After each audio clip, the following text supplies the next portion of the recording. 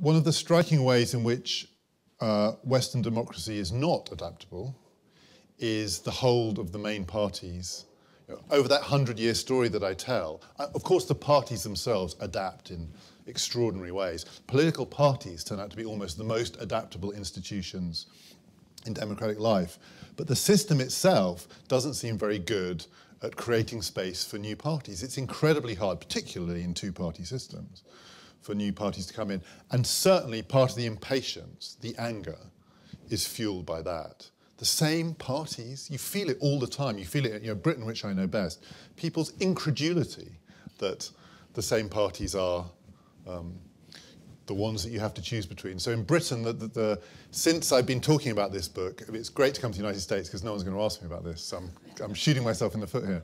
But every event that I've done in Britain, all anyone wants to ask me about is a comedian called Russell Brand. Has this filtered over to here? So he's a celebrity, sort of sex-addicted, former drug addict. Comedian, he's not particularly funny, but he's extraordinarily charismatic. And he gave an interview on the BBC on Newsnight, which is the most highbrow BBC current affairs programme, with our #1 sort of interrogator of politicians, a man called Jeremy Paxman. And this comedian ran rings around him, calling for revolution. And it just sparked every student. I had to ditch my Introduction to Politics lecture course and replace it with a lecture about Russell Brand because the students wouldn't let me carry on talking to them about Max Weber. And, but his call for revolution was simply that people should stop voting. He said this system is rotten, it's illegitimate. Did he have anything to replace it with? No. What he thought was we just had to withdraw our support until it collapsed. And then the possibilities would open up.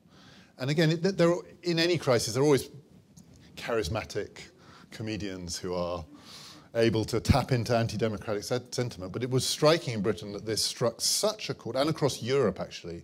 People would come to Cambridge from Scandinavia to give dry seminars about political theory, and they would ditch their talks and talk about Russell Brand. But it's striking that it's such a negative argument. It's simply, I mean, and it's a crazy argument, the idea that if people stop voting, the technocratic elites that are running the show are going to say, oh, you know, fine, the game's up, rather than simply say, well, we've got more freedom of manoeuvre now. And yet that was the thing that made the appeal. It's a sign of that real frustration. And alongside that, you do have these fringe parties, clearly, that are gathering some of that support. In Britain, two-party, first-past-the-post systems make it very, very hard for them to break through, which fuels the frustration.